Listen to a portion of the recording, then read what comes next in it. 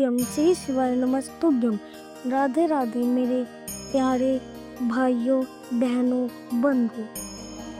कृष्णा भक्ति स्टोरीज में आप सभी का स्वागत है। दोस्तों, आज हमारी वीडियो का विषय रहेगा श्री शिव महापुराण के सती खंड का 12वां अध्याय।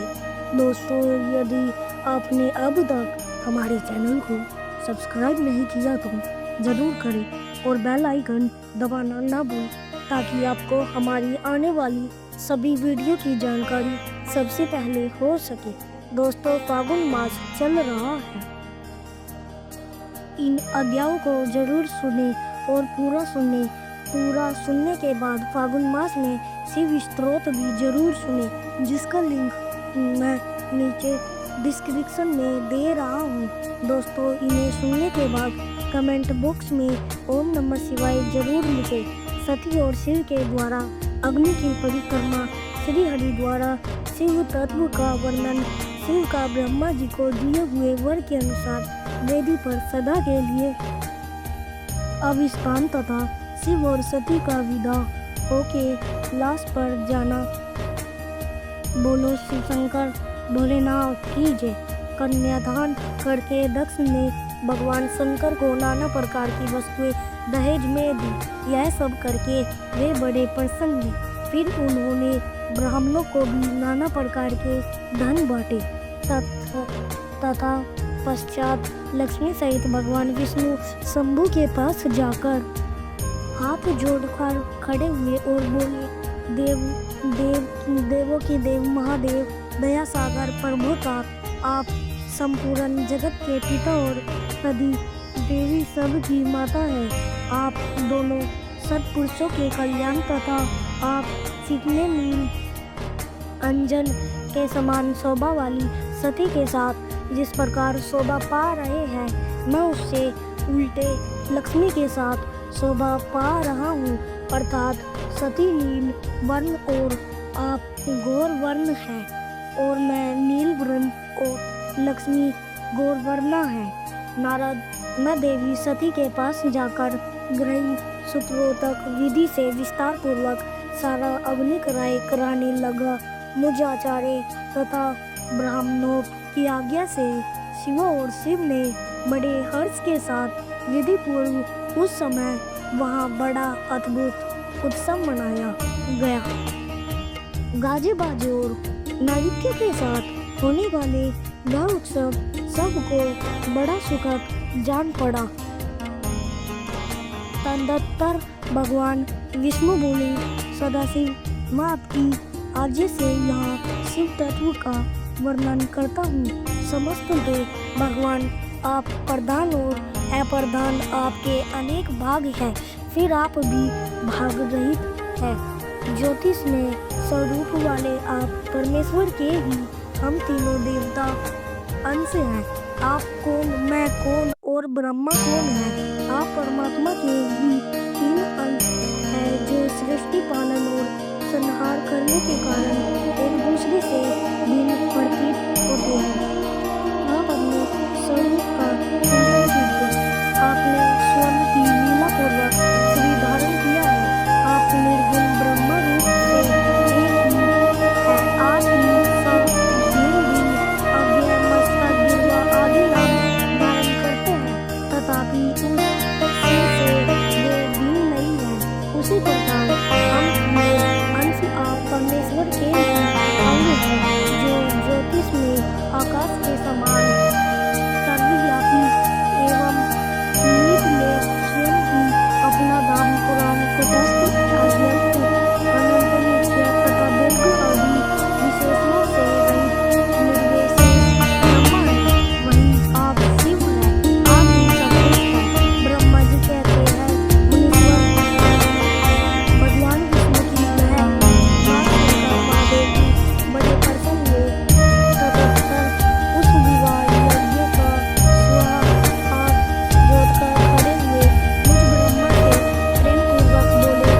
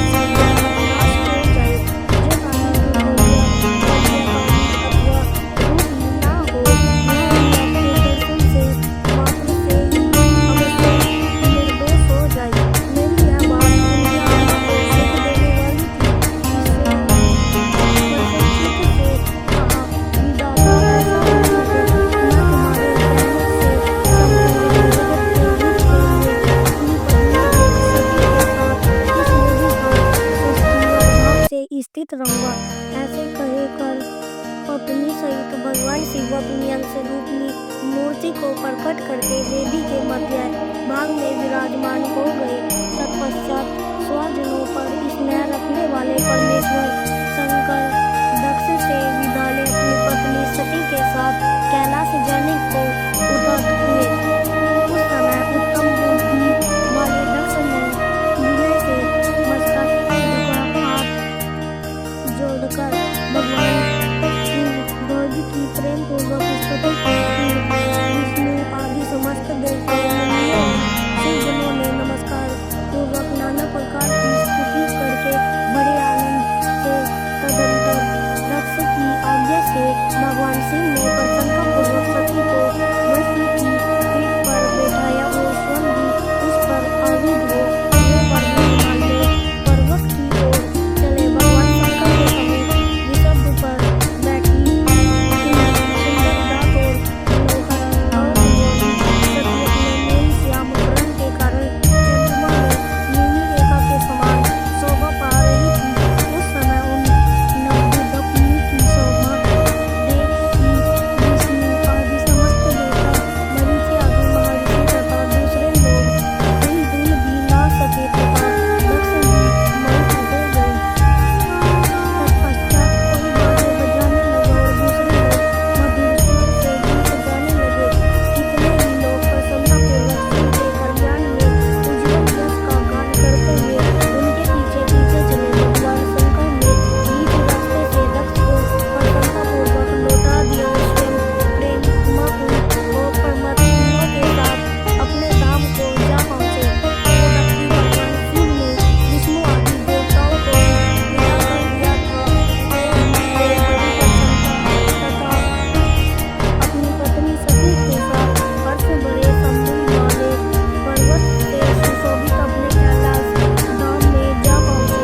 वहां जाकर उन्होंने देवताओं, मुनियों तथा दूसरे लोगों का बहुत आदर सम्मान करके प्रसन्नतापूर्वक विदा किया। शंभु की आज्ञा अपने अपने धाम को चले गए। सदाशिव का चिंतन करने वाले भगवान शिव भी अत्यंत आनंदित हो हिमालय के शिखर पर रहकर अपनी पत्नी दक्ष कन्या सती के साथ विहार करने लगी।